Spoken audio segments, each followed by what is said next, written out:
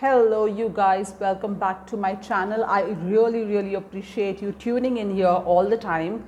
And if you are new, welcome to my channel. This is Luminous Guide. The content that I share on this channel is about mindfulness, law of attraction, obviously mental health awareness, and a whole lot of tarot reading that you see over here. This is a very non-biased channel. It is not gender biased at all. It is all about energies, and as we say, where the emotions go, energy flows. That's the first law of attraction, right? So thank you. Okay, I'm grateful for you to tune in here and watch my videos, right? Now I've got a little book here which has all my notes gathered over a period of year, and this video that I am recording here is pure play on mindfulness, and I'll tell you the reason why and how did it start and all of that, so you understand how mindfulness on a day-to-day practice of mindfulness can help you in your journey and overcome a lot of obstacles in your life. But I'm not going to give you a detailed video here that happens in our classes and our sessions. I am tied up and affiliated with NGOs and training centers that are certified to talk about mindfulness and mental health awareness, and you can always look down below the information to hit me up on that, and I can help you further and throw you out to the right channel. Okay, but since I share everything that I practice, I would really want to take this opportunity of this platform, the YouTube channel, and I use my social media to the optimum to get to my people out there. Even if I'm able to touch one person through my content, through what I'm trying to say, and it resonates with you, I have won the battle. So first of all, a lot of people I have come across in my life, when I blog or I tweet or on my Facebook or Instagram, I write something about mindfulness, they are like very confused. They do not know what mindfulness is. And that's sad. However, I am not going to judge here, because you have not received the awareness right from the time you're growing up. It's a possibility from school days. And at that point in time, maybe mindfulness was taught to you in a very different manner, but we've not really practiced. Hence a lot of us do not know what mindfulness is. But just to put it across very simply, mindfulness is your natural ability. It is something that you wish to dissolve, like a certain emotion, certain thoughts, thought patterns, certain behavior that you wish to dissolve from your life, which is not comfortable, which is kind of which you're not comfortable, or which is dysfunctional, right? And it's dysfunctional to your body, to your spirit, and to your mind, right? So that is what you need to get out of your system. You wish to dissolve, and you wish to start living in ease, keeping your spirit, mind, and body aligned. So that's how I resonate with mindfulness. Okay, and I'll tell you how did I come across this whole mindfulness and why I've started using that. So I'm not going to name the year, because a lot of people associated with me may not like it. But I was going through a lot of anxiety and panic attack in past years. And before that, I was so I got the whole checkup done, and I was clinically depressed. Okay, this is like long back in my life, and at that time I did not have the resources and people who could really help me, or I did not know whom to reach out to, and things got a little way out of whack, and I started getting suicidal thoughts, and a lot of things went down south. And I already had a little baby, and being a single mother, it was getting really challenging for me to lead my life. So I almost ran away to a different country, right? And I tried and I was trying to work and do things, but I did not get the adequate amount of support at that point in time. no judgment and no blaming to anybody, but I'm just trying to say that the adequate amount of support that I was looking for, which could help me heal mentally, or even the information that now you have access to over social media, I did not have access to that information because I did not know what was going on in my life. And a little later, so when you are into that situation where you get major panic attack and you're anxious, it is difficult for you to start living with people. It is difficult for you kind of become antisocial, and like you don't like meeting crowd. I mean, getting out of the house becomes really difficult, right? And with the drop of a pin you can start getting into anxiety. It's like, if you understand how anxiety and panic attacks work, it's like you always feel that there's a huge lion coming to just eat you up. Luckily that does not happen with me anymore. I'm so blessed, and I'm working on myself continuously. And you have two options at that point in time: either get into very heavy medication or CBD, and that's costing a lot of money, and I did not have the resources and the means at that time to procure that for me, and I did not want to depend on medication. I refused to depend on medication for the rest of my life. So I started researching, I started meeting a lot of people, like online, okay, not really physically meeting a lot of people, because it was getting very, very difficult for me to do so at that point in time. And I came across some really, really beautiful human beings who were talking about mindfulness, and they were practicing mindfulness, and they introduced me to several other training centers of mindfulness. And I was so flabbergasted and consumed by the hope and the light that I got through mindfulness. And from then I have started practicing mindfulness on a daily basis. Maybe not that extensively, but yes, I do take out time. I want to start leading a life of mindfulness, right? And it has really helped me ground myself. It has really helped me with my anxiety, my panic attacks, and also now it has helped me become a better human being. Okay, we always keep using the word narcissism. It's become like an in word or a fashionable word for the bosses who are really mean to you. And I exactly know how to handle these bosses, even without being judgmental or without being angry. So the anger level that I had in me, the remorse, the resistance, a lot of things that I had in me which was negative, have now developed into something that's so much more positive, and I can handle situations and deal with situations so much more better, right?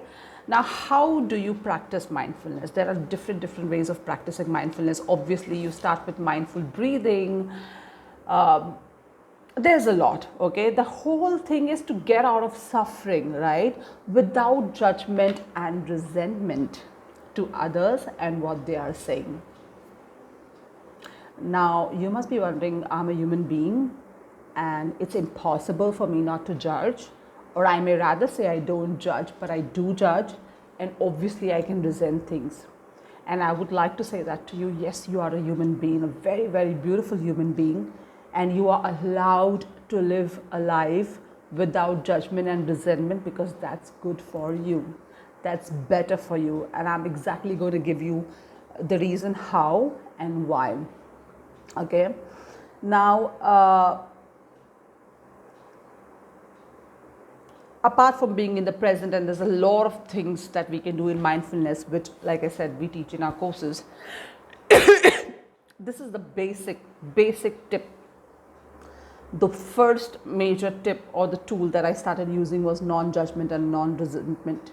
And that has really helped me. So that is what I want to share. Obviously, there is other things, like I said, mindful breathing, being in the present moment, observing your body language, practicing subconscious mind. There's a lot, but it takes in-depth practice and knowledge. So that will be kept for our classes. I'm not trying to plug in our classes here, but I'm just trying to let you know that that's like an in-depth information that cannot be shortened down in a video. All right, but this is something that I would really appreciate. If this helps you and you guys can start practicing, it would be really, really lovely. So the key, like I said, is non-judgment and non-resentment. Now, non-resentment is what? There's something coming at you at force and you are resisting it. So that is resisting it. But non-resistment is, when you do not resist it, when you let it be, okay? Accepting things as just the way they are. That is non-resistment, right? Oh my God, look at this. So resistance is very futile, okay, in mindfulness. And what happens is, when you accept things just the way they are, you're putting your energy to the right place. And as law of attraction says, where the emotions go, the energy flows. So I'm going to give you an example here, okay? But before that, I'll give you an example in a minute. Let me talk about how non-judgment plays a great role, okay? Oh my God. Sorry. So non-judgment is to see things just the way it is, right? For example, right now I'm here in front of you, no makeup, just the way I am. I could have thought, oh my God, I should have just put some foundation, let me look better, maybe comb my hair, maybe do something like that. So what I've started doing is I'm just judging myself right now at this point in time. Similarly, say I have this little, it's a trinket keeper, Miguel, okay, which I got gift as, I got it as a birthday present, okay. So suppose if I had to open the box and look at this color and say, oh my God, this man or this woman, whoever's gifted me this little trinket keeper is so bloody creepy, like what the hell was he or she thinking? Couldn't they give a better gift, So what I've already done is I have judged them, okay. Why?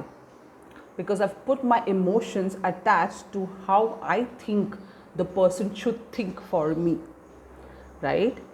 And that's not how mindfulness works. In mindfulness, we do not judge, we evaluate. So we replace the word judgment or the emotion judgment to evaluate.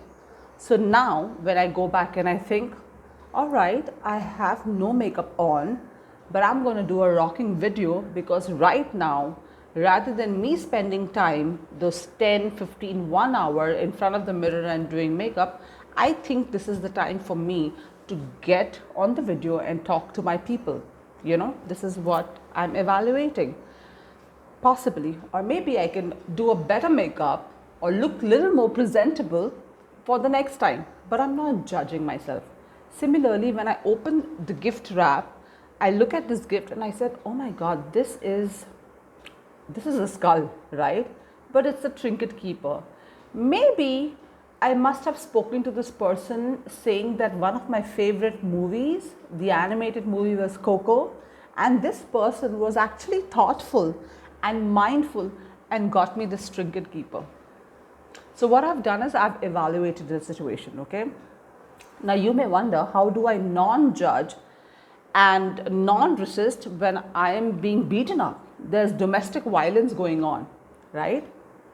It's a possibility, right?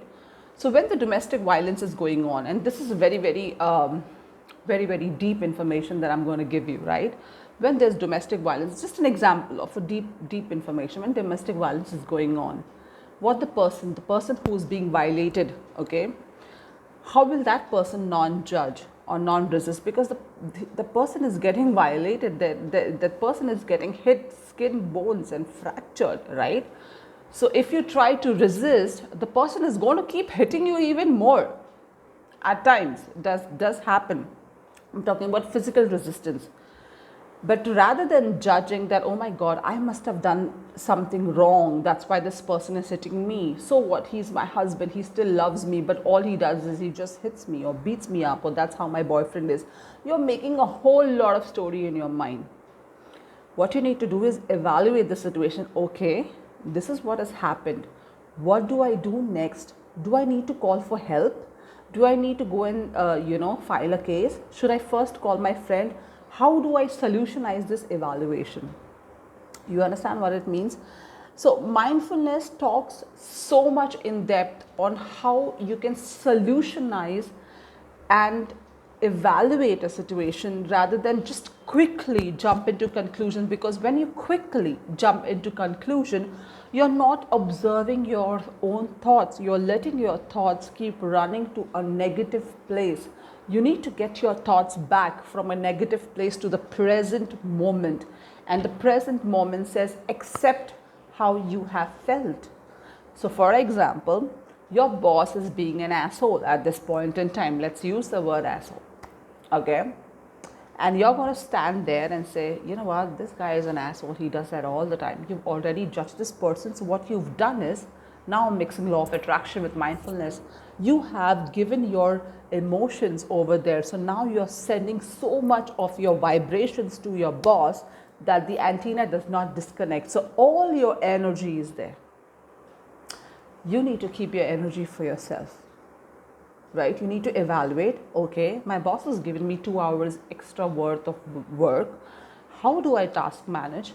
How do I ensure that I get it in faster so I can go home and spend some time with my family, right? So these are just few examples of non-judgment and non-resistance. You can take another classic example about relationship as well.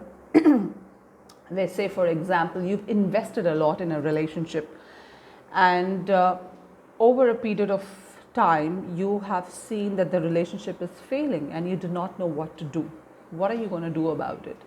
How are you going to take the situation in your head? Are you going to evaluate the situation, or are you going to judge the situation? So first you need to accept that this relationship that I have spent so much time on did not work out very well because of XYZ reasons. Now, what do I do next? That's an evaluation. So you're centering yourself to solution making, where all the dysfunctional hurt, going back to what we said, by observing your behavior, your pattern, your behavior and your pattern, not somebody else's, okay? Even if you observe somebody else's clothing style and all, you do not have to jump to conclusion and make judgment. Observe. That's okay. It's okay to observe, okay? But for you, here you have to observe within you, because there's energy within you and around you, right? So your natural ability, observe your natural ability, observe the pain that you felt and which part of the body, because subconscious mind pains also has an impact on your body as well. Observe that. That's a deeper studies that we do in our class again. Observe that. See how you feel about it. Sit with it for a minute.